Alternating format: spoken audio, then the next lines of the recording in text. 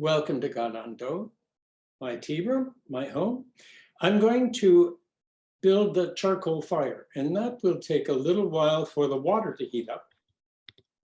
And then I can talk to you, share with you some of my thoughts about Setsubun and the beginning of spring, which I'm looking out my window and it's complete whiteout here in Boston. So I need to do a few things, so I will be right back.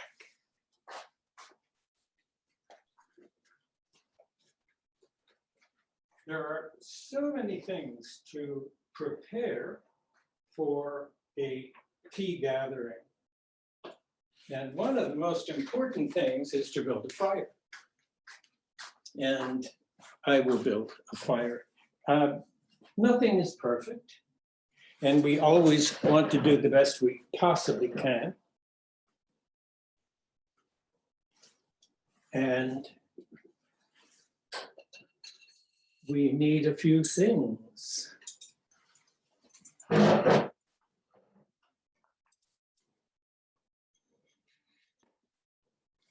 Good. The kettle, I think you can see the kettle a little bit. And it is of the theme today. It doesn't look exactly like that, but otogoze is the name of this form of the kama. The mouth is sunken in. And we need our kan to pick up the kama. This particular kama has, as you can plainly see, no spout and no handle. So we need a ladle.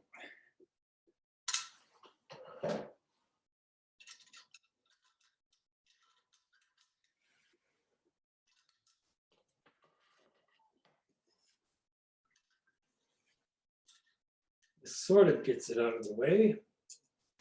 And the kan are taken off. You must always remember to take the kan off of the kama, because otherwise it will be a real serious problem when you take them. They might be hot, and we don't want that to be burnt. So we've got our utensils out ready. There will be a lot of otafuku references to fuku, fortune. And this is an owl feather, which in Japanese is fukuro. So I know things can get a little complicated when you have great interest in something, but barely touching, because these feathers are delicate and rare. Birds lose their feathers. So the first thing that needs to be done is to move the front piece of charcoal to the back. And that changes the direction from north to south. And try not to knock all the fire over, which I'm succeeding in doing perfectly well. This is row charcoal. The charcoal for row and for furo are different. The row charcoal is much larger than that for furo. Now the surface of the ash has been sprinkled with damp ash. This is damp ash. It's wood ash. And now I'm going to put ash where the fire has dried out the ash. The surface of the entire row ash inside has dried out. This has been completely dried. And so we're trying to cover up that. This is wet. Well, damp is a good word for it. And it has an interesting color, which comes from treating the ash with bancha, mugi, hojicha, which is smoked ash, smoked tea, different kind of tea. And now the middle sweeping, it's really more ceremonial than dusting, but ash does fly around. Now the charcoal I'm using here is in fact furo. This is not ro. I have very serious doubts about the size of the charcoal for ro. The length is one thing. The lengths here are 2 sun, about an inch. This is actually a sun, this black heady, this binder of the tatami. That's about 1 sun, about an inch. And the length is fine, but they're much too big, much too big. Move around our other equipment here. And then we put in pieces that have names. Well, not like John or Harry, but Gicho. And Gicho will appear again, and it's a mallet head. And they play a game in front of the shrine, the Shinto shrine, where they play something like croquet, but without hoops. And that was a divided mallet head, and then another mallet head. And then we stand up the littlest one and then attempt to get these two in at the same time, which is always a bit of a challenge. So I'm not going to do that as well as I would like. Now this charcoal is washed with plain water, not anything else, so that you can touch it. There might be a little bit of charcoal dust on your fingertips, but not a problem. And these are edazumi, and they are a life story unto themselves. And we should try to put all of them in, but that is quite extravagant. So I think one will do. In fact, the edazumi are so interesting. They look a little bit like pine needles. I don't know if you can see the, they look like pine needles. And they are closed, like this feather is open. In fact, there's quite a similarity between these two pieces. Two sides, but solid in the middle, and this is open in the middle. And the lengths are quite strange. Let me see if I, well, another time. Fascinating. And then our final sweeping, 3 times. Lots of things happen in 3s. And now our incense, and we have an otafuku and oni. Oni. The oni is the counterpart to otafuku. Well, who is otafuku? Well, she's the goddess of spring. We need her more than ever right now. Our Boston winter. Now, ordinarily, the shokaku, the first guest, would ask to see the kogo, but since you are the first guest, let me show you in 2 parts. Let me put him down. And this is she, beautifully done in raku. I'm unable to know the artist who made it. And this is the bottom part. This is the oni. And she throws beans at him to get rid of him. Well, I don't think that's really what's happening. You've gotten your soybeans at the shrine or the temple, then throw them out the window and out the door, maybe 1 or 2. But I think there's something out there that's getting those beans. And this is done, the throwing of the beans. Let me turn this way and try to get the kama back on. Throwing the beans. Well, Amaterasu, she is the sun, the heaven brightener. It sounds less theological to say the heaven brightener as opposed to the sun goddess. But that's who she is.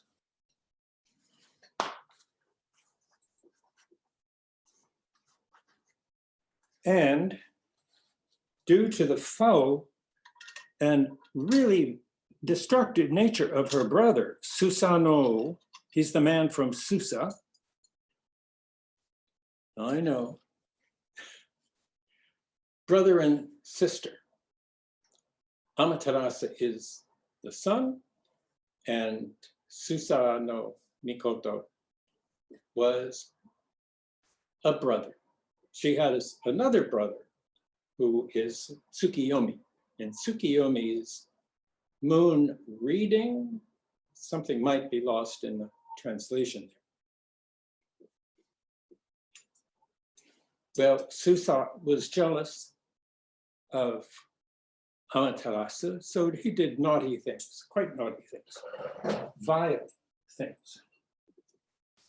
And she, Amaterasu, became very upset and went into the cave of heaven, which was along the Milky Way. It's called the River of Heaven in Japanese, Amanokawa.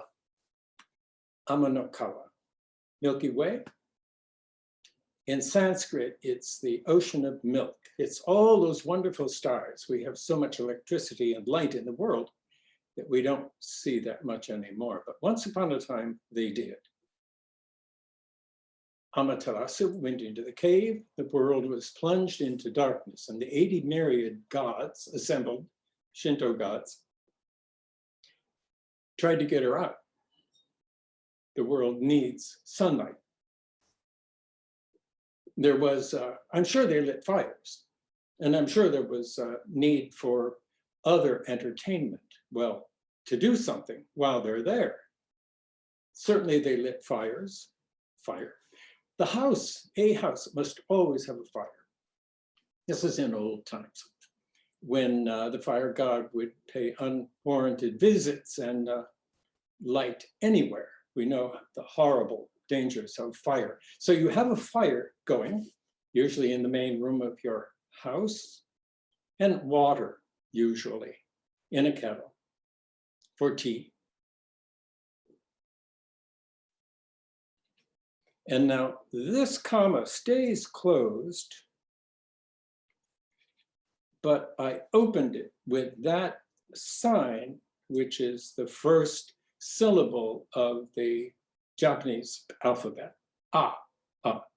Its counterpart is It is now and by writing ah on it, I open the comma to say ah, the start of So now to take things from the room, and I will share some thoughts while I'm going. This ash bowl, you don't see its counterpart, which is in the kitchen, in the mizuya, the water room. But there's a basin of water that looks just like that and is exactly the same size. That ash bowl that I took out was by, well, it's marked Eiraku. I don't know exactly when that happened. It may be Eiraku, I don't know. A very important potter, long in generations in Kyoto. And its size is pretty much standard. That piece may be about 100 years old.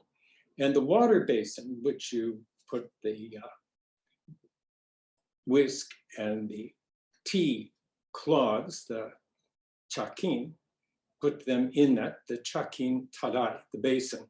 They're exactly the same size. So one has ash in it, and one has water in it.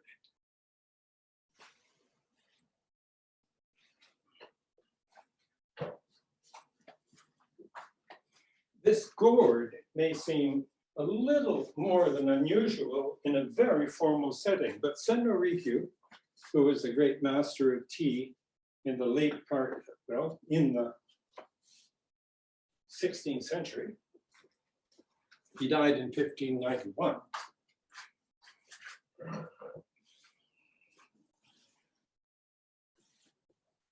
He thought a gourd was appropriate with all these rather elaborate utensils here. Yes, well, usually when one goes to a tea ceremony in Japan, they would enter through the a foyer called a genkan, kind of dark, mysterious place because you're not in the building yet. You can walk in if the door is open slightly and go into a waiting room. And there are some things in the waiting room that we can see perhaps a little bit later.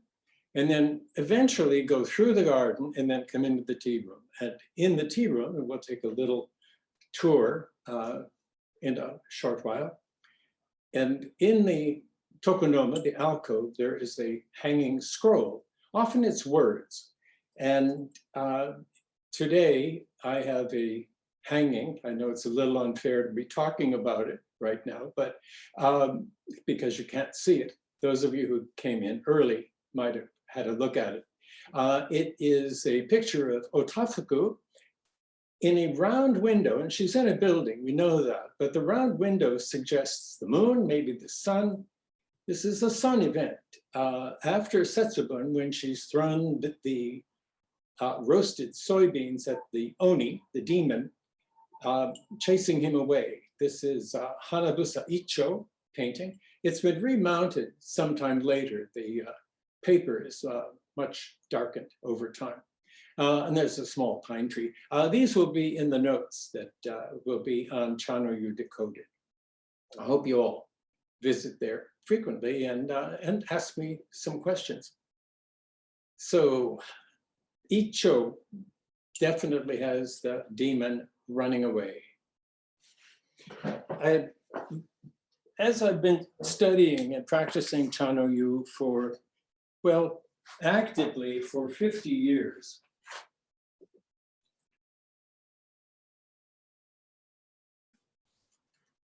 and this is the shelf that I built for the tables. It has little wings that come out here to help support it. And when the row is put away for the warmer half of the year, then this will be covered over. The row will be covered over. Well, the fire seems to be going. So let me get a little bit organized. We've had a suite earlier. We had a meal. So let me give you just a few little notes on what has happened in a chaji, a full tea presentation. And that is, once you're in the tea room, that the host would come in, greet them. The first guest called the shokyaku, the true guest, the correct guest, the right guest. And that's complex. Maybe I will touch on that as we get a little further into it. Greetings, and then building the charcoal fire, and then a meal. And the meal can take about an hour and a half, 2 hours perhaps. Basic, simple foods prepared beautifully, carefully, not elaborate. Preparations can be elaborate, but they should not look fussy. You don't want to have leaves and foils and all sorts of things to take away.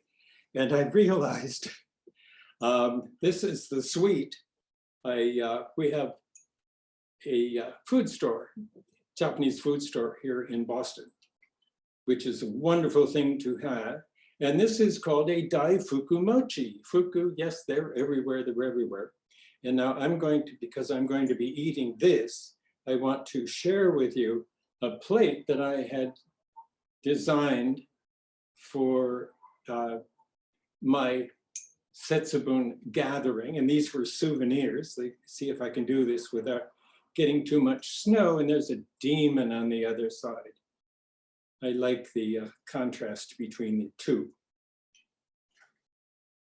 The meal, and then out into the garden to relax for a moment, get off your feet, and the scroll would come down and flowers would be in their stead. So I do need to brush off a little. Now, everyone should have a tenugui to wipe their hands, and all of my tenugui, my hand wipers, tenugui, hand wipers, all those that have otafuku on them, I would never use because they are too precious. We had a little honeybee there for a moment. So now the guests are out in the garden, relaxing their legs, and Teishu, that's me, the housemaster, will bring out the tea container. They are not here right now, the guests. And to put this, as they say on the cooking programs on television, oh, I wish you could enjoy the fragrance of the incense that was put into the road. And it's called umegaka. The apricot blossoms are blooming. They bloom early February, and especially in Kyoto, almost, I know there's going to be some questions about this. A lot of Japanese culture grew up in Kyoto. And Kyoto is a temperate climate, except the summers are too hot and the winters are too cold. And this past year, I think, which I'd never seen before in my 7 years there, I never saw snow that was about a foot deep. And it was on the Kabuto-mon, which is the main entrance gate to the House of Urasenke. So now the guests are summoned into the tea room. And let me do that while you think a little bit. And they're crouching, and in this snow, they would be carrying rather curious large umbrellas.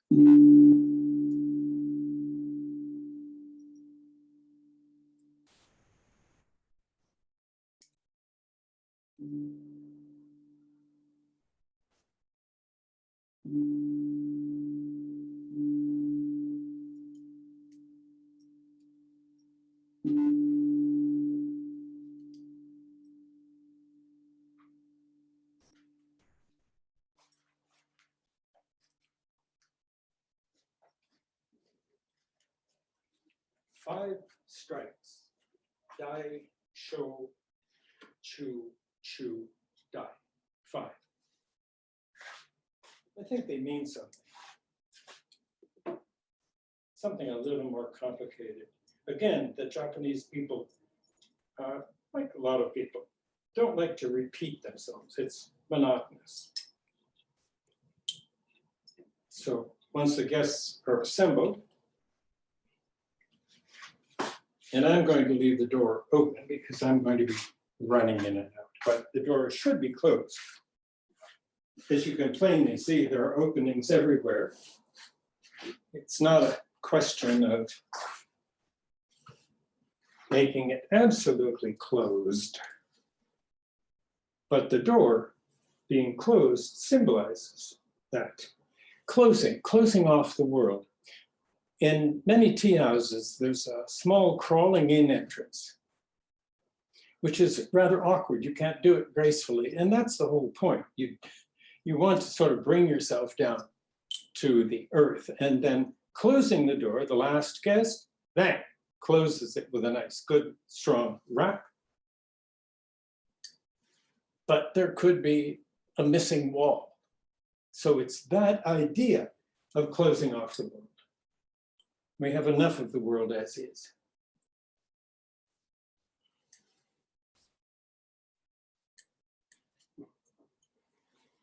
So getting the utensils ready.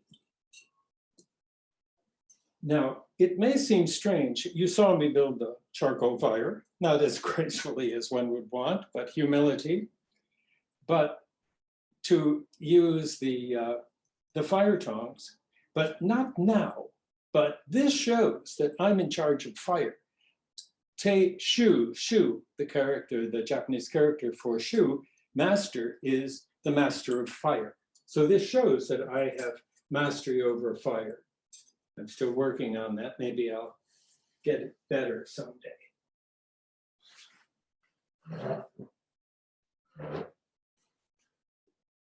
And now our lid rest with otafuku. Many of these things are gifts. I know when desire gets a little bit out of control, things can happen, but many of these things are gifts. A rather charming otafuku throwing colorful beans. And I'm so glad you could join me here today.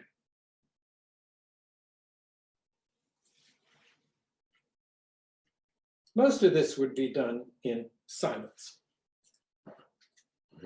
But you came here for something more than just silence. Afterwards, you can be quiet. Now this bowl doesn't have a foot, and so I'm handling it with both hands. The tea container has tea that is going to be made in a rather strong quality, very thick, as it were. This is the main event. Many people who have traveled to Japan have really had only thin tea, which is light and fluffy. At least in our school it is. Next door, not much foam on their thin tea. But thick tea is made in a bowl for 4 guests. Ideal number is 4 guests. And now this, which I'm using to purify, not clean, but purify utensils, this has a very long and elaborate history, and I've been trying to solve it. But what I'm doing right now is making sure that it is clean. And I'm turning 4 sides. You can see it's a square. I'm turning it into 8 sides. There are 2 there. And that was 4 examining, so to speak, and now folding it 5 times. And these numbers of 4 and 5 appear now and again. So wiping the lid and turning it counterclockwise. Chinese tea containers are turned clockwise. Japanese tea containers are turned counterclockwise. And I'm quite sure it's because the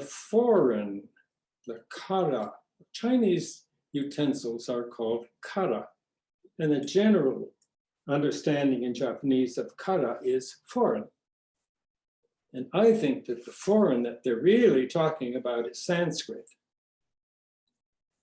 Buddhism began in India, and the language was Sanskrit. So much of Chanoyu is Buddhist. There is an expression, hundreds of years old, cha, zen, ichi, mi. Tea and Zen, one taste.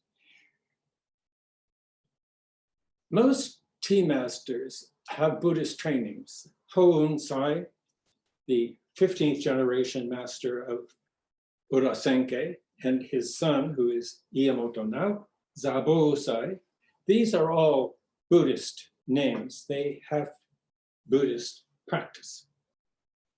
But there are so many other things that are going on here that are Shinto, and it took me many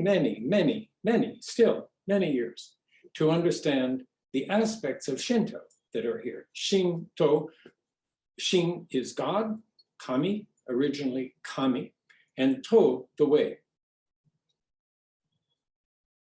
It wasn't called Shinto until Buddhism came into Japan. And Buddhism came in Japan, and here's where I fail miserably on remembering dates, around 700. There is a shrine in Izumo, which claims to be the oldest shrine, and that shrine is dedicated Susa. The old name for the area of Izumo is Susa, so he's the man from Susa. The oldest shrine there, they don't know exactly when it was built, but it has always been there. At one point, it was the highest shrine, highest building in Japan.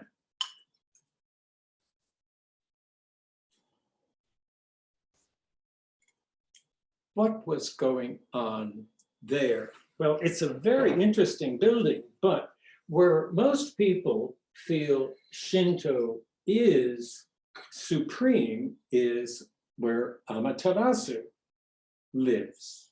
Now, this gesture, which shouldn't take this long, but I'm making a point, is called the Kagamibiraki, like a mirror, not of my face, but of my heart.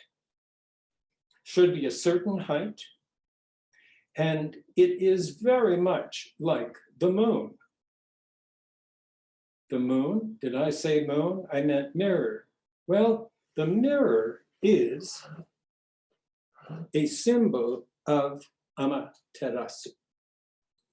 When she sent her grandson, Ninigi, she was up in heaven. And Japan was not yet called Japan. It wasn't Japan for a very long time, called such. She said, there's goings on, and I want you to bring peace to that land. And if you need me, just look at this. And it was a mirror. And that mirror has become one of the 3 sacred emblems of the imperial reign, together with a sword and some curved jewels. I think you may see some curved jewels here if you have a really big imagination. So I'm warming the bowl. I've opened the kama. It always is open. And now I want to examine the whisk. And this is an extraordinary work of art. Rand Castile, who was my introduction to Chano-yu, I guess maybe 55, 60 years ago, something like that, he and Sonra. And he so admired this tool, this utensil, that he had it as the cover illustration for an exhibition of Chano-yu in New York at Japan House Gallery. I was there for the opening, and we made tea every day for visitors. And it never occurred to me how important this object is. Its measurements, why it has a thread. 50 years that I've been working on this wonderful project. And it never occurred to me until a couple of weeks ago, months ago maybe, why the thread? It holds the tines apart. Let me hold it against my jacket. Worked very hard for this permission to wear it. It keeps the outer tines separated from the inner tines, but it also catches the drips of water. So it's a kind of prevention, a kind of dam to keep the water here where it belongs and to keep this dry where it doesn't belong. But it also has a little tassel. I wonder what that is. And now it's examined.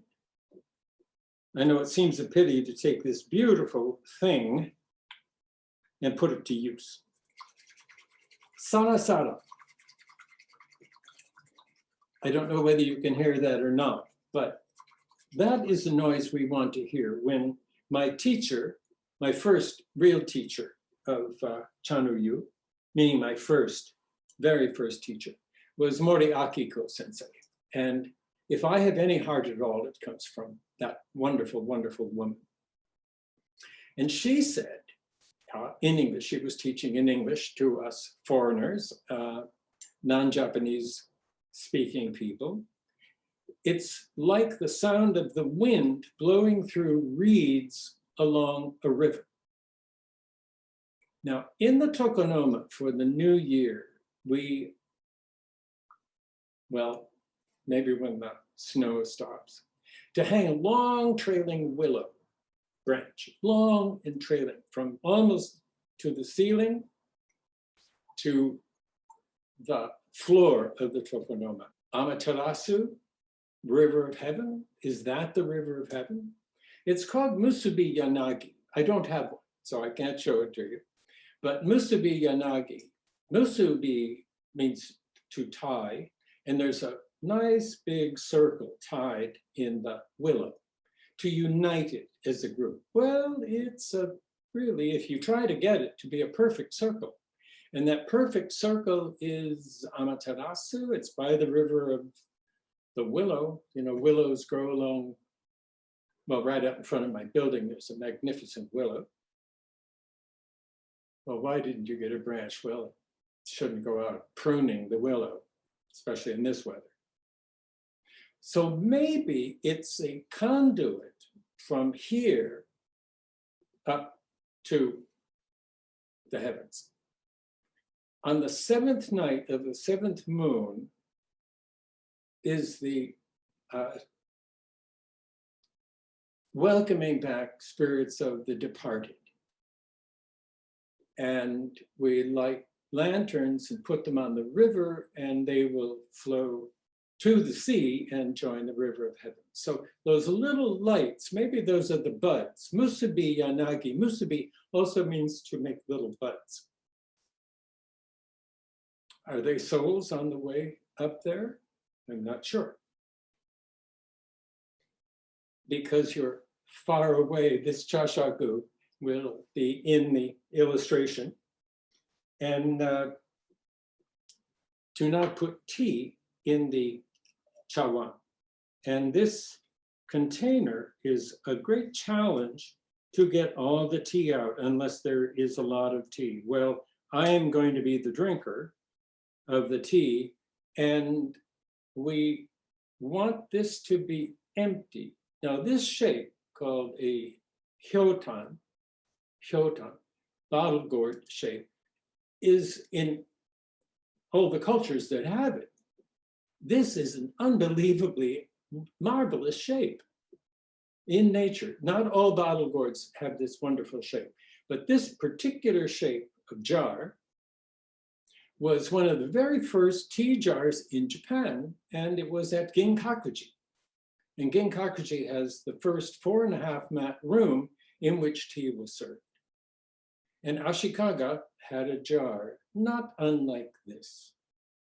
Well, this, as it turns out, which I didn't know until a little while ago, not today, but a little while ago, that the bottle gourd is one of the most sacred symbols of Taoism. Confucius is often shown holding a bottle gourd. Different sizes, a little bit smaller, a little bit larger. Looks like something that we have for the new year, which is Kagami Mochi. Those of you who are Japanese or know Japanese culture know Kagami Mochi has a large form and a smaller form on top. But this has to be emptied, and I'm going to empty it. Because when it's empty, it takes on another form which the Japanese are exceedingly fond of, in tea especially. This, it's a bottle gourd that is now upside down, and so it's called a hyotan when it's this way, but it's called a tampyo, switching the kanji, so tampyo. It's emptying its treasures, the elixir of immortality. Yes, all of that, all of the above.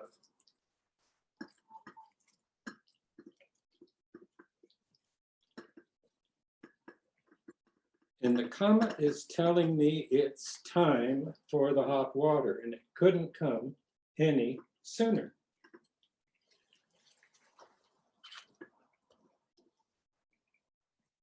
And I am going to use something else to take the lid off.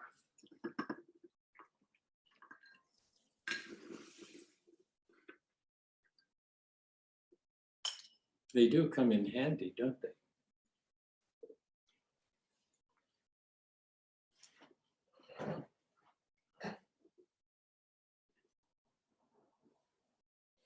And now the ladle, get our mirror. Rikyu's rule is, one of the Rikyu's rules is arrange the charcoal so that the water boils. Now he doesn't want boiling water. That will destroy some of the flavor of the tea. So I'm going to see if I can lower the temperature a tiny bit with my brain.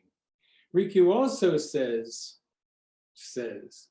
wrote, maintain the circle of water. And that means just the way it is right now. Not tilted, but maintain the circle of water. And if I hold it just right, I can see a reflection of light from the monitor. Mirror gesture, Amaterasu, the sun goddess. There's another form of the ladle, the hishaku. It has a slit in the cup. I should draw it the right way, the slit in the cup. And then the handle goes into that. So it's separate. Those two pieces can be separated. It's the being wet will hold it together. So its function allows it to function. It may seem strange. I'm sure the architect Sullivan would like that.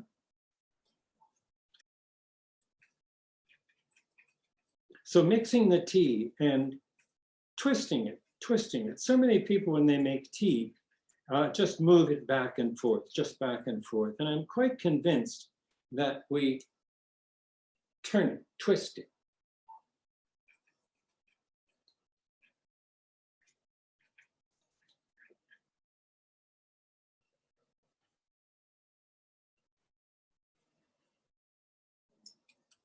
And now this would be placed out here for the guest. I am the guest.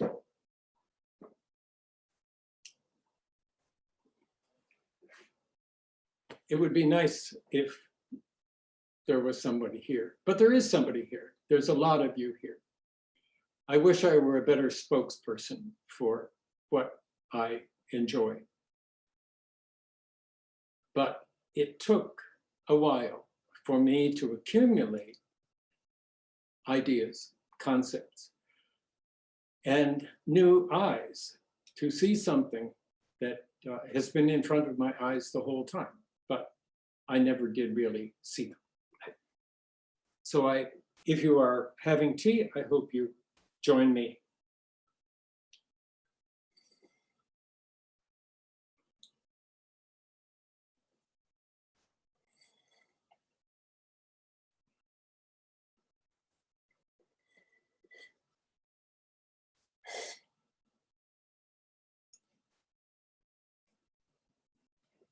Now, let me see if I can make some disturbing comments. Not really. Chawan has no foot, no ring foot, as one might usually see.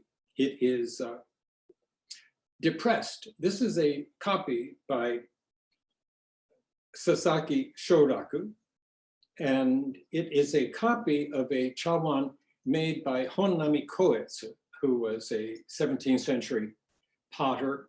He regarded himself as a swordsmith rather than just simply a potter, but he's thought to have been the greatest of the raku potters, the raku style of pot.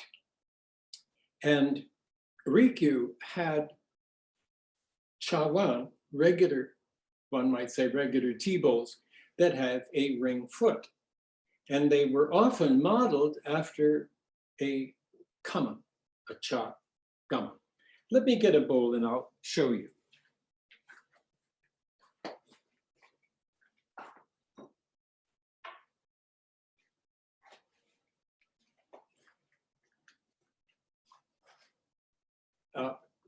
This chawan, this is one for the oni. This is one for the oni here. And he's got a buddy who's on the other side there. And also she's here in the form, that's her head. And there's a false side spout. And it took me years to understand it's just decoration. There's no little hole to pour out. But my point is that many kama look like this. This is the opening. And Rikyu did that. Many of the raku bowls that he was helping create with Chojiro. Chojiro was a Korean potter that was doing architectural details for the roof tiles of Hideyoshi's castles and palaces. Being a potter, Rikyu worked with him on creating bowls, tea bowls, in the raku style. Raku term does not come attached to the family until later. But kettle and there was a kettle. I think I have to make a little cleaning up here so that I don't turn it over. I will do that. That this is this kama, inspired by the foot. So this chawan is called otogoze. The otogoze chawan, the kama, existed in the collection of Oda Nobunaga.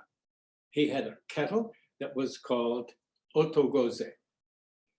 Otogoze is a rather complicated name. Oto means second. Second, it sounds like something else, but oto, go is very honorific, and ze, for. So the honorable person who is before me, but the second one. She is the second daughter who stays at home and becomes domestic, I think. And nothing wrong with that. But this is the otogoze chawan. Well, this kama is a little more complicated than that. It has, no, you can't see it in the illustrations in the book. In the Chanu Decoded, there's more detail about that. On either side is a oak leaf, and they're about the size of my hand, a little larger than my hand.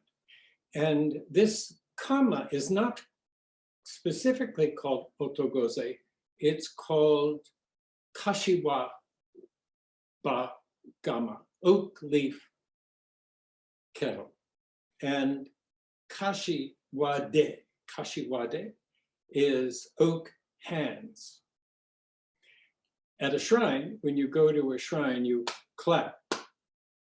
That's kashiwade. But when you clap, your hand should be slightly so that you get a much different sound. So 2 oak leaves on either side of the kama, they must have some meaning. And it is the clapping of hands in front of a Shinto shrine. Now, there was a warrior who was called Kashiwade. He must have been very famous because he was called to Korea to vanquish a tiger that was giving the locals some serious problems. This is the story. There's a kabuki play based on this tale. And so the tiger was roaming around this bamboo grove, forest probably, near a waterfall. And this kama has 2 lugs, the lugs where the metal rings go inside, little pieces of bamboo. So I'm a tiger, year of the tiger. Special year this year, comes around every 12 years, and here it is again. So this kama is more than just otafuku with the big cheeks. It's kashiwade. It's a warrior vanquishing a tiger. Control yourself. Water, bamboo. The bull returns, and it does need both hands. But I have to do a few things before that. One is to open the mirror. This lid has had a tough life, but it fits that container. But it's mirror finish. And the better the lacquer, the clearer the image. So if you look at a black lacquer tray, for example, and it's very good lacquer, you will see your reflection. Mirror. Oh, did I mention the mirror? Uzume, otafuku's real persona, was entertaining the 80 myriads of gods to get Amaterasu out of the cave. Spring, winter, spring, winter. And Uzume, I tried to find out her parents. She just happens. Many of the gods just happens. They happen in interesting ways. Curved beads. Well, let me go back to the mirror. So Uzume opened her gown and revealed her gender, got up on a turned over sake tub, grabbed some grasses and did a dance and shook these reeds that grow along the river, reeds. Phragmites here in Boston, our fens are clogged with Phragmites, they'll take over. Well, everybody thought that was really funny and they laughed, and Amaterasu got very curious. And she, only one who could, rolled away the stone, heard this story before? Rolled away the stone, and Tajikarau grabbed the stone and wouldn't let go, and somehow she was appeased. Amaterasu was appeased because they gave her gifts, and the first gift they gave her was a mirror, a rather large mirror, a bronze mirror. That's a very long story. And a sword. In Shinto, the sword is your backbone. You want to have a straight sword so it will cut. From the side, it's bent because when they cook the sword, it curves by itself. I don't know about swords, none allowed in the tea room. And some magatama. You may know the interlocking, intercircling kamas, look like kamas that make a circle of dark and light with a little bit in each. Well, those magatama look like embryos, sort of, round and have a tail. Susano and others put those in their mouths, chew them up and spit them out, and gods were created. When you're a god, you can make children no matter what. Chew up some embryonic looking things. So the mirror, what is the mirror? Ninigi, Amaterasu gave Ninigi a mirror.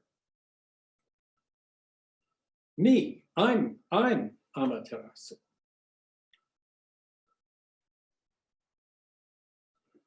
People like a cloudy day because Amaterasu can have a rest. She doesn't have to shine so brightly. So mirrors,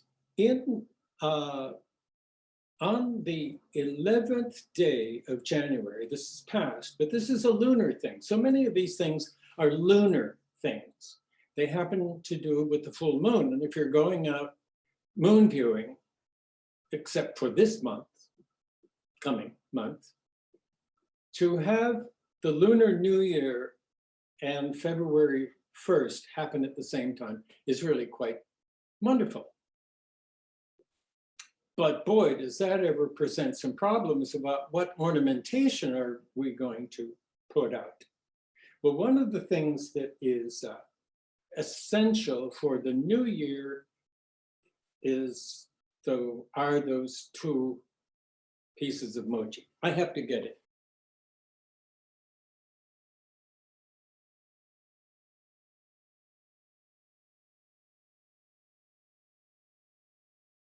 I'm on my way. And I picked up a couple of things along the way, and I'm not going to get to half the things that I wanted to share.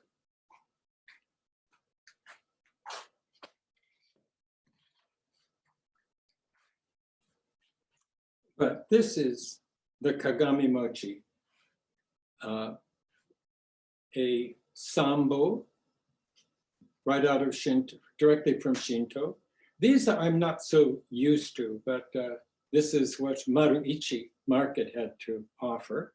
I thought, why not? This is plastic, so I can use it next year. And this fan, well, this orb on top of this larger one, what on earth can that be? And I've struggled with this for a very long time, and I'm still not sure. However, I did find out that this measurement, the diameter of this mochi here is 2.5 sun kujira. Kane, 2 measuring sticks, kujira and kane. And this diameter is 2.5. Well, that's actually 5 fives. 5 half, so 5. And this, the larger one, is 2.5 sun kujira, the bigger one. So they're the same measurement, but they're different sizes. And they relate to each other 4 to 5, because the measuring sticks relate 4 to 5. I'm not making this up. 4 and 5. Kagami mochi. So that's out for the new year, and it holds the gods. The god is in that, This is a very important point. I don't know if you offer things to Saint Anthony or your great-grandmother, if you make offerings. If you give something, if you offer that to that spirit, that spirit that you rely on in some way, you cannot eat it. You've given it. You've given that away. If you say to that spirit, please bless this mochi, please bless these turnips. Those offerings is probably not the right word, because if it's an offering, you can't have it. And at a Shinto shrine, you'll see all sorts of wonderful things there being blessed by the spirit. So the 11th day after New Year, that mochi is hard as a rock, and you cannot cut it. Actually, I'm planning to put something on Chanuryu Decoded on the 11th of February to have the sort of official opening of the Kagami. That's Kagami mochi, means mirror mochi. And if you out there know more about the mirror than I do, let me know. But you cannot cut it, you have to break it. Well, how do you make mochi? You make mochi by pounding cooked, steamed rice until it forms one mass. So if you cut it, that means you're cutting off ties to whatever.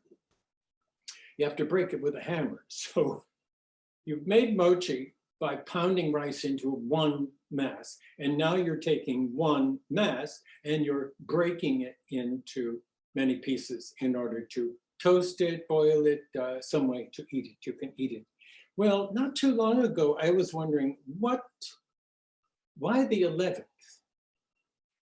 Oh, I wasn't going to get into this, but why the 11th? Well, I found out that in 708 in Japan, they found copper near what is Tokyo. No, they found copper.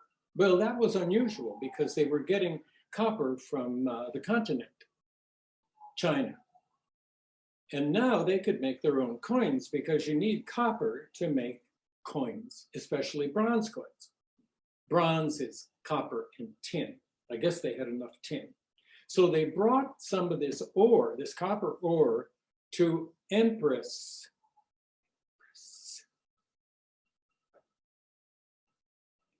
And now you're going to castigate me for forgetting her name. Meirei. It's written on my notes somewhere. She was so thrilled that she named her reign Wa-do. Wa means Japan, like washi is Japanese paper. And do is copper, Wa-do, so Japanese copper. Empress. There's a shrine in Osaka area called Sumiyoshi Jinja. It was founded in, oh, here are my dates again, in about 300. Well, remember that the Parthenon was built around 500 BC, that era. So it's not that it's that old, but it's that old. Probably older than Izumo. But we don't know when Izumo was actually built. So that breaking open of the mochi is called Kagamibiraki. Kagami is mirror, biraki is hiraki, open.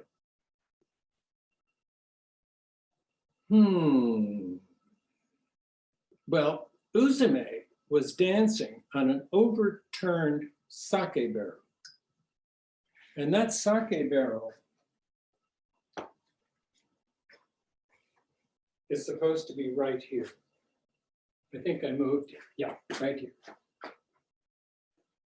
Just like this. This is what I found along the way. It's really interesting. I'll put it right there.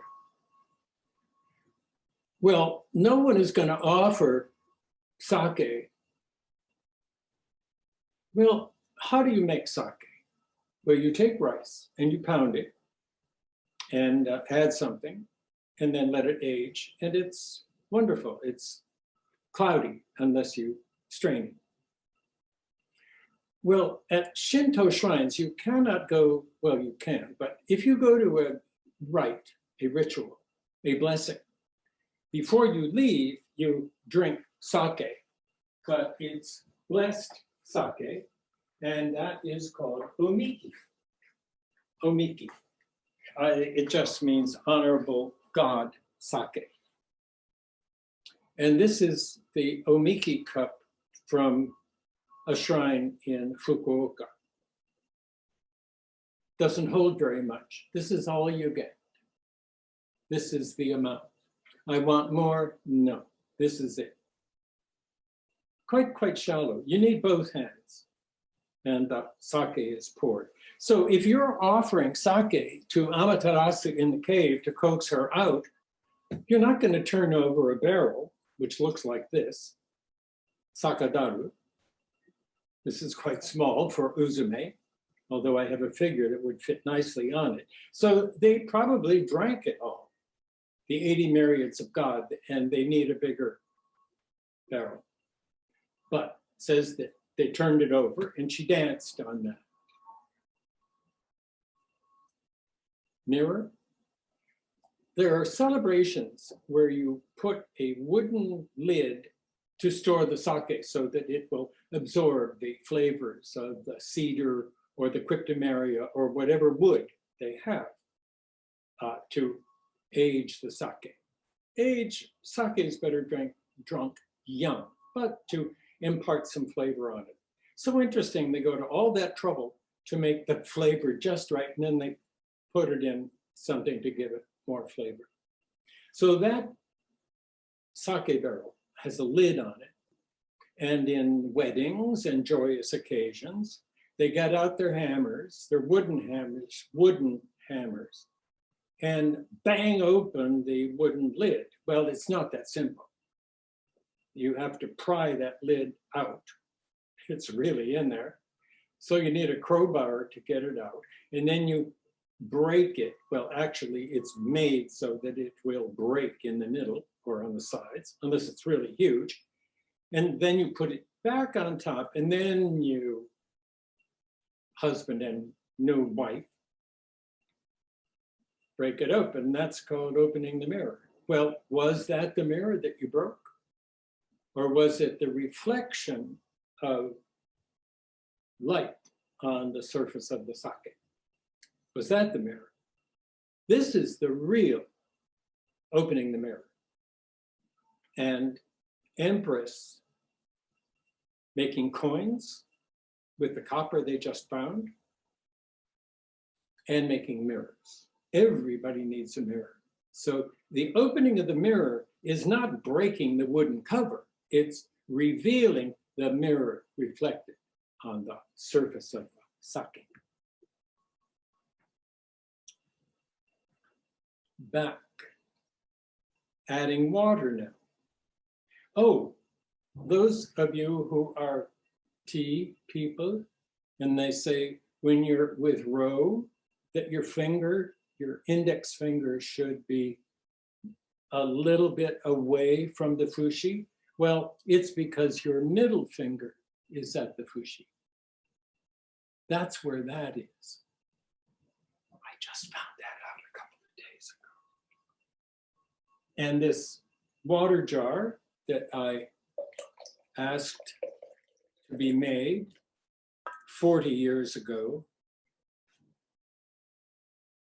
Ando Takumi did a lot of my wonderful ceramics, the otafuku.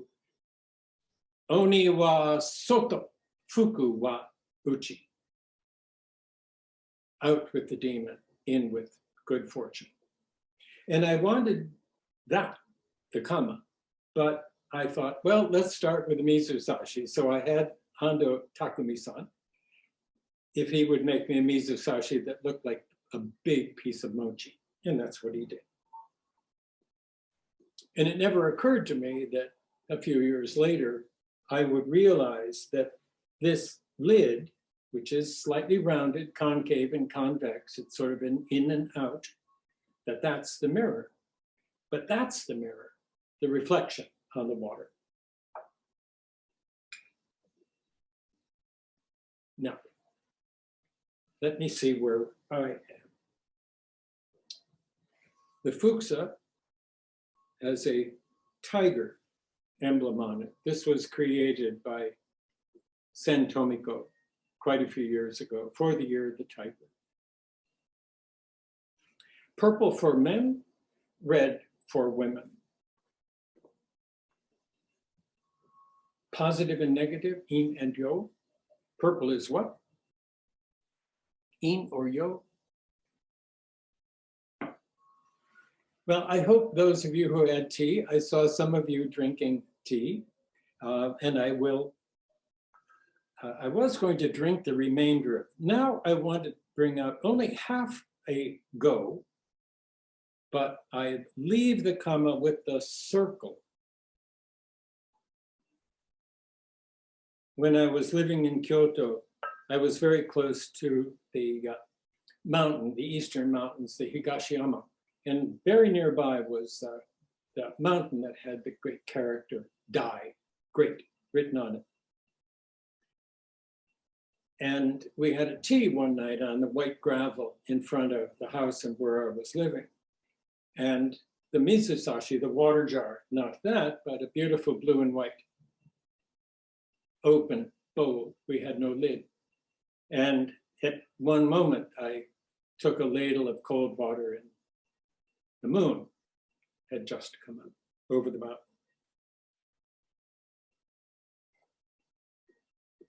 Water, boiled water, boiling water. Water can kill you, we know that. We need water. It's thought that Japan has had such a wonderful culture because it has wonderful water, but you still want to boil it, unless you're very certain that that stream has pure water. Now, what is the showman of this bowl? I use this because it looked like dark clouds of winter going away. Spring and autumn. So what about spring and autumn?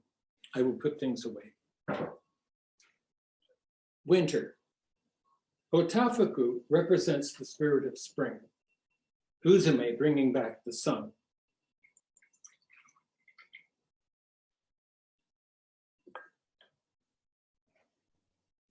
And she's throwing beans, planting ritual maybe, and she's frightening away the oni.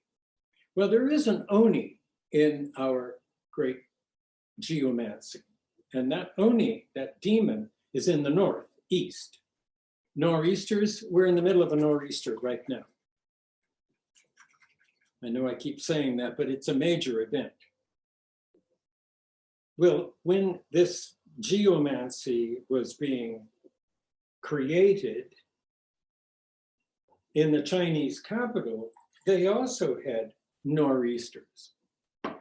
And for them, that was, at least by the time it gets to Japan, that has been sort of humanized into a demon. So that demon, that wind is not evil. That is not an evil wind. It's wind. It's very strong wind, but it's not intentionally evil. So to call it a demon must mean something else. When you go to a shrine or a temple, especially temples, there will be guardian figures out in front, and they are called the Nio. They're rather ferocious, rather frightening, and they are supposed to be frightening because they're scaring away those who don't know. They are called the benevolent kings.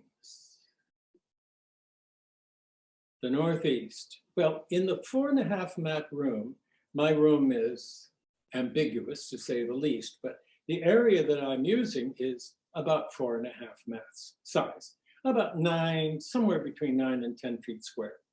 Well, the northeast corner, right over there, is where the first guest sits, right next to the tokonoma. I plan for all sorts of things, but let me get a few more things organized here, and then we'll take a tour.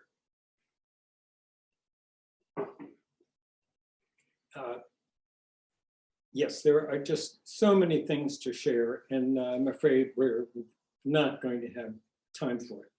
So cleaning up the way things were to begin with, but things have changed. This tea scoop, which I'm cleaning now rather than purifying, just has some natural bamboo markings on it. And to me, it looked like beans being tossed. So I called it mame maki, bean toss, bean scatter.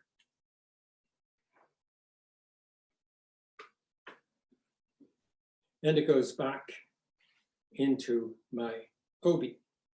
I don't need to wear kimono. I like to wear kimono. It's natural for me because we're studying and teaching in Japan for on and off for 7 years. I wore kimono all the time. I know that I look as though I know what I'm doing when I wear kimono because it's correct. I was told what was correct. I was taught. You have to be taught. But you can wear almost anything. Quiet. You want to be invisible. Even ladies in tea. In a tea, there are many kinds of tea. There are joyous teas, happy teas, somber teas, Socrates. I can't believe I said that. But there are all kinds. One is not any better than the other.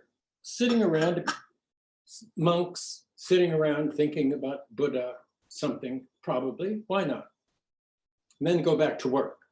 Tea, in the leaf tea world, senja, you keep adding water, drink it off, there's still leaves, add water, drink, and you're nibbling this and that.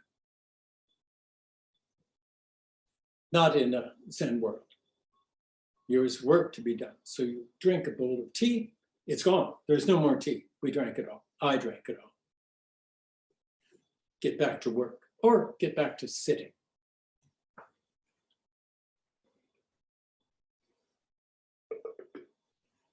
Now, at this point, the guests would ask to see the utensils, but I'm not going to do that.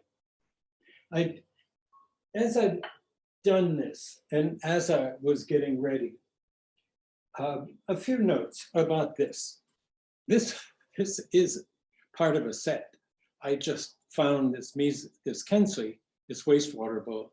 I don't like that word, actually, now that I say it. This was a set with water jar and a ladle stand, and I think it would be quite enough, but in the world of the geisha and the maiko, this would be quite fitting. There's a place for everything, just know the place. So, kensui, interesting form, but that's a long other story. And the shakutate, the ladle stand, its location on the daisu, oh, I didn't even talk about the daisu, that this holds ladle for water and those fire tongs. You saw me take the fire tongs out. This place where this is located on this formal stand is identified with the trigram of the I Ching or the Ekikyo with heaven. So it's out of heaven that we have control over fire and water.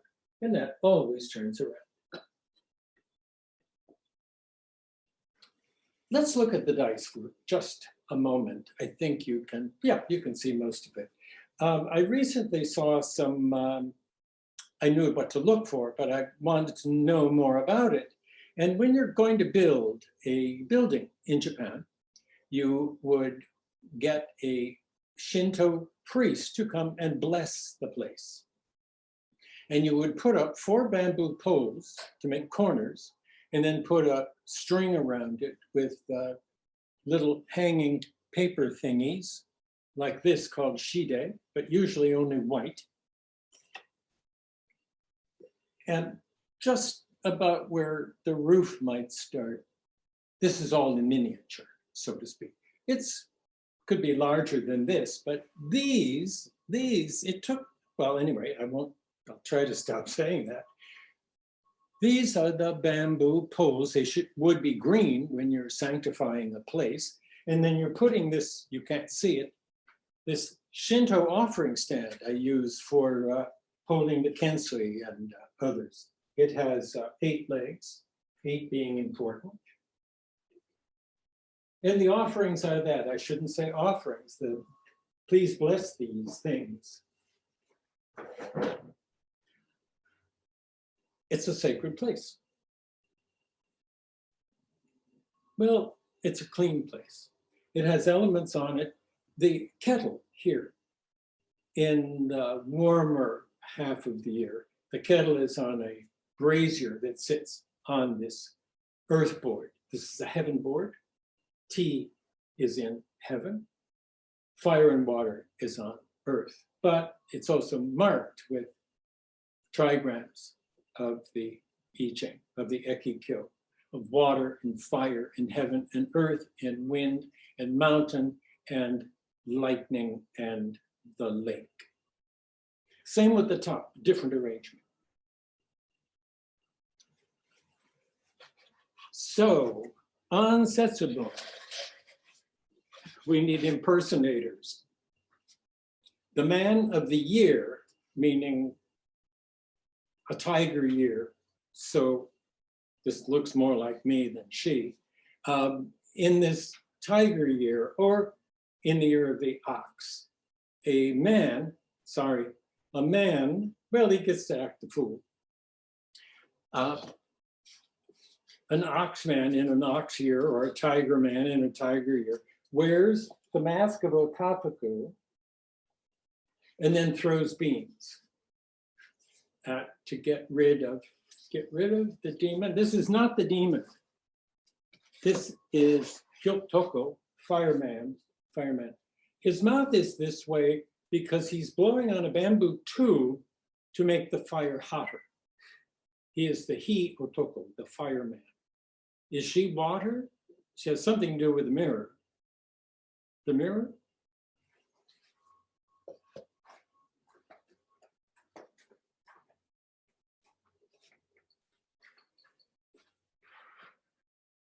Oh, we're only thinking about scratching the surface. If we were going to have thin tea, we would have otafuku sweets and some wonderful soba ita from Owariya in Kyoto, a gift from a friend. That's what I'm looking for. The watch out world I'm going to reach.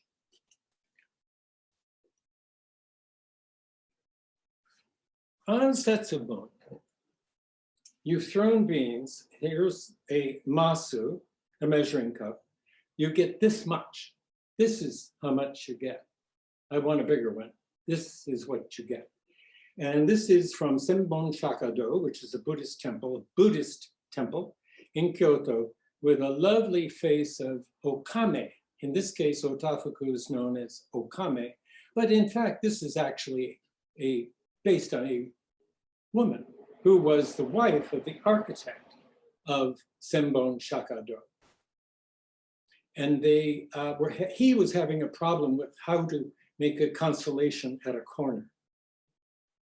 And she said something and solved the problem. So they have a wonderful bronze statue, wonderful statue of Okame-san.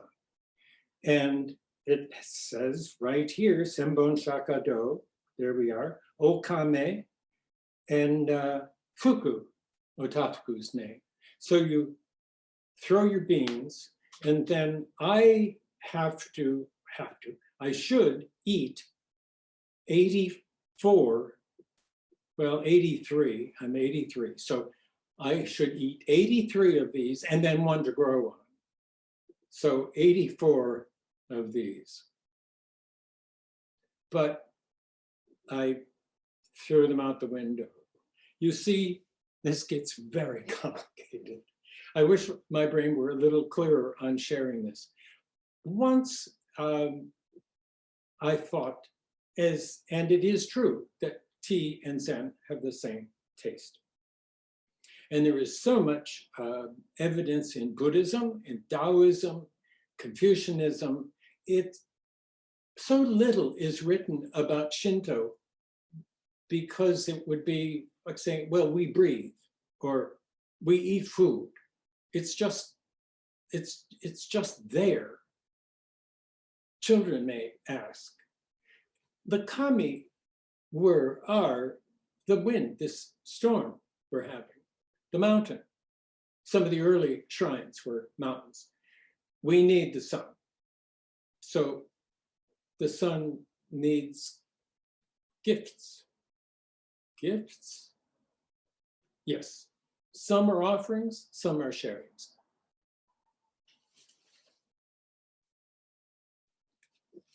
A few years ago, somebody gave me this wonderful mirror of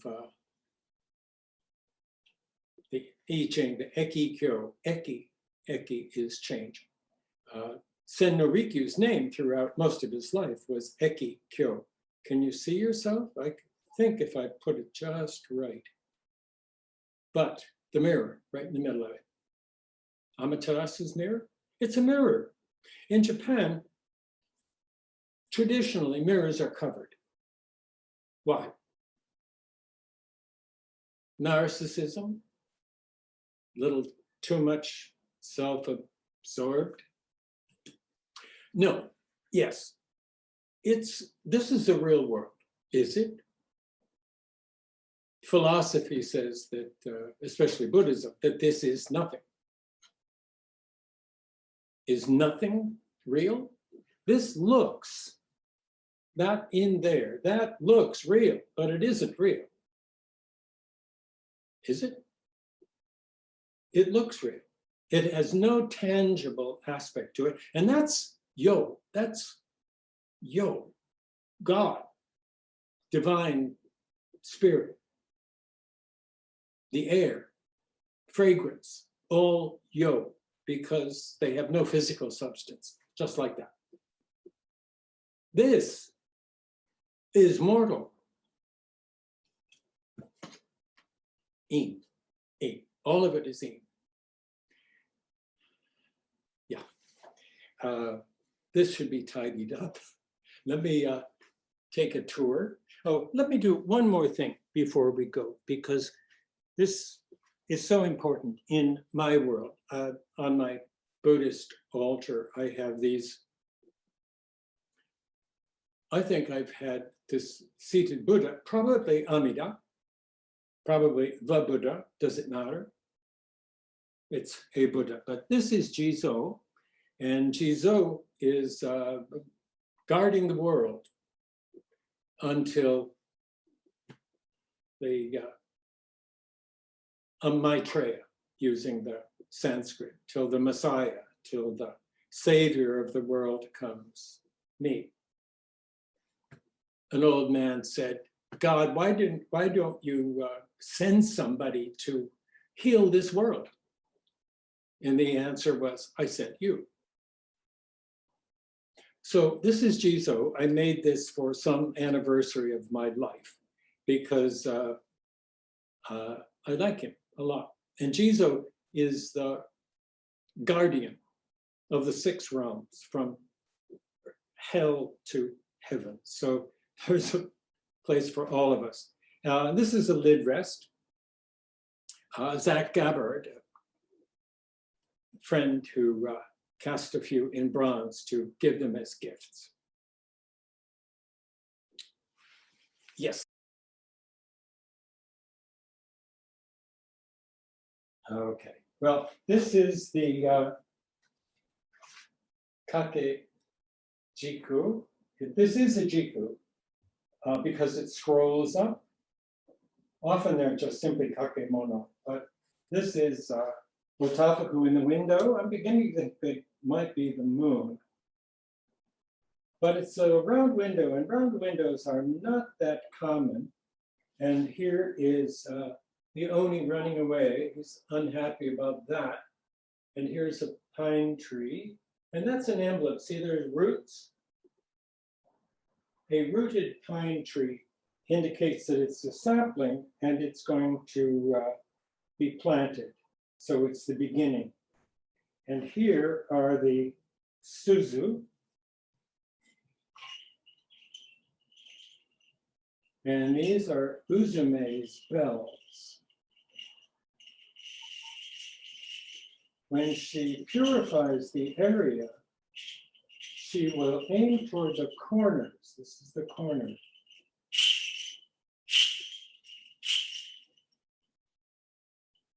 And there's Rikyu behind the flowers. For the new year, we often have a 2-chamber flower container. This was made by David Flanagan. And there should be water, a circle of water at the top, and then our flower, a camellia, in the lower part.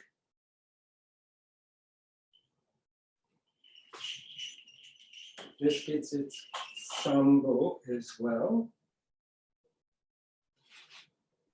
And here is the gicho. This is the model, as it were, of the smaller pieces of charcoal that went into the fire.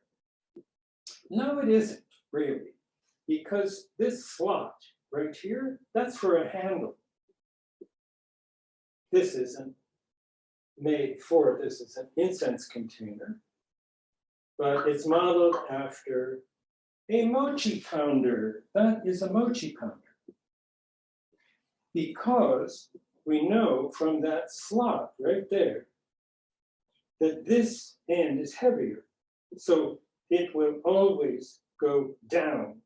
If it were a mallet like that, then you have to adjust which way the head should go. But with this booty kogo, as it's called, that's a mochi pounder. And that's what you want for making your mochi, that you will eventually hammer open with that, the beginning and the end. I'm going to do a little secret. Let's see. That is our blizzard.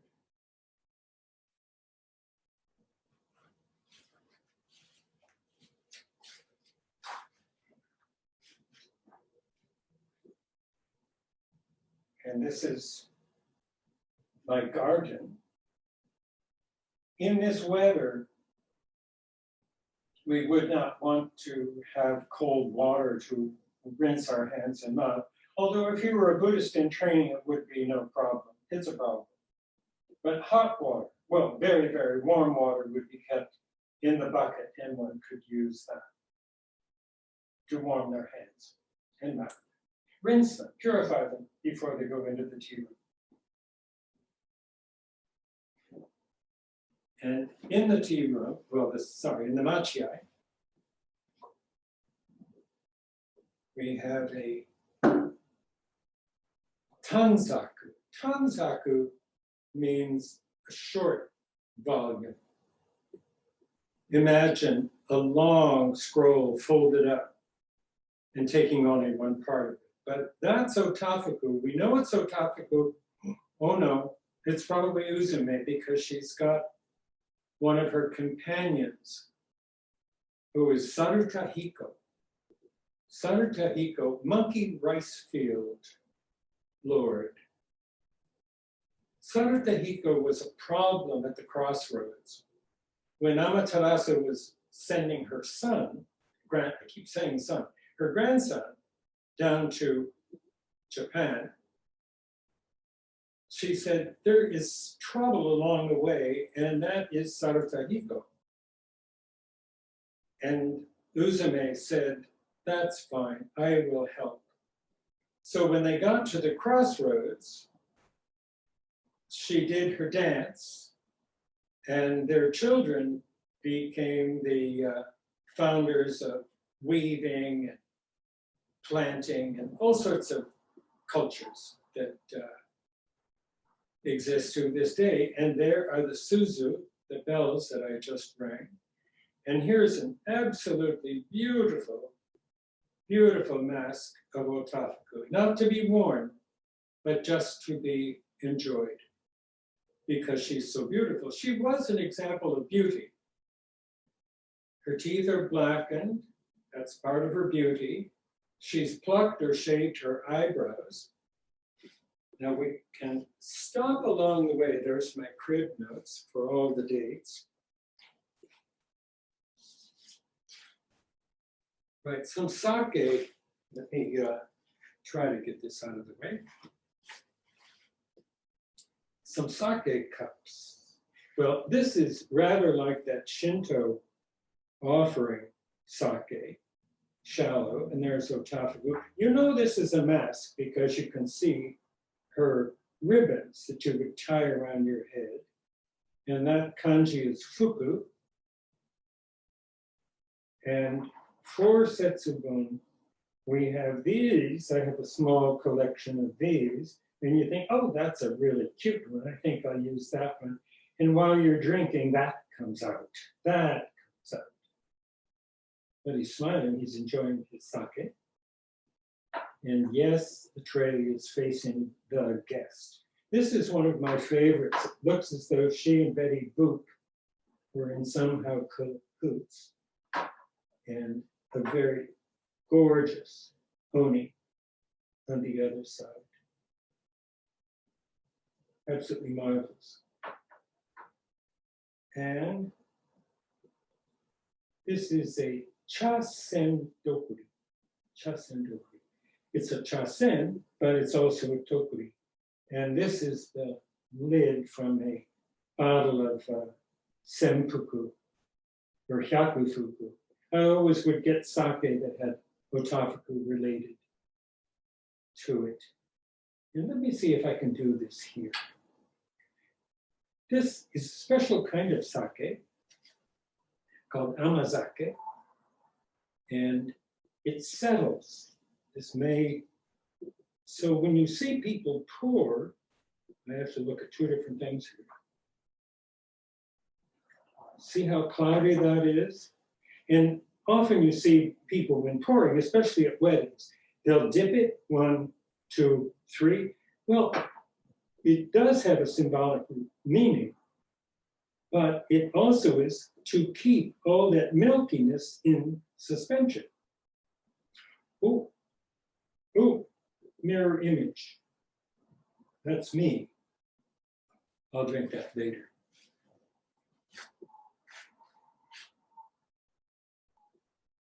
There is the technology.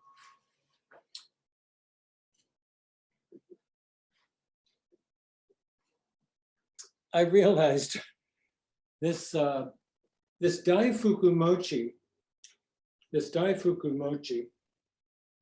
well, that bowl is clean. I'm going to put that in there. That's enough for a family of 4. No one's going to eat that.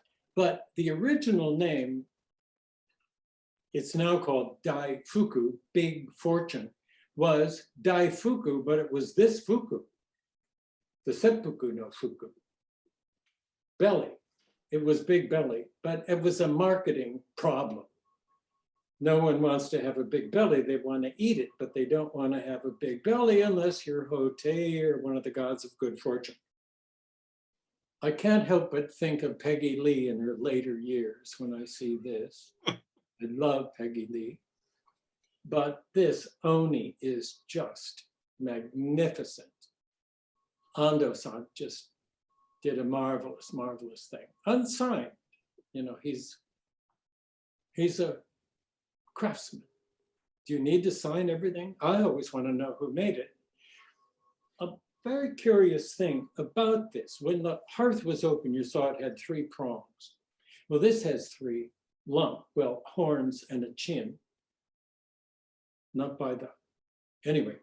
So that is a very stable form. It's the most stable geometric form. And it's symbolic of fire, which has almost no, well, it has a form, but it's pretty nebulous. But pyramid, pyro, fire. So this has fire. But it's the contrast between these two are really adorable. Allan Sensei, thank you so much for today's lecture. I have a quick question about, you were mentioning about women's more involvement with the tea, and then especially Shiozuki Yaoko Sensei, Yes. not being able to be the head of the tea school. But how do you, what do you think about this tradition being changed lately? Or is it still continuing to be the same as before, even before the Hoonsai Daisosho era? Well, if we look at many of the contributions that women have made in the time of Rikyu, the fukusa was not that simple, plain thing. It was this. Something like this, gold and shiny and sparkly and things like that. And she thought that was perhaps a little bit too extravagant. And so she suggested, or somehow, that the plain fabric would work. I thought for years that shioze, this kind of fabric is called shioze, and which means sandbar, something like sandbar. And I thought, well, you know, it's a little like a file. It's a little like, no, Mr. Shioze created this kind of fabric. So it's named after him and not what it looks like.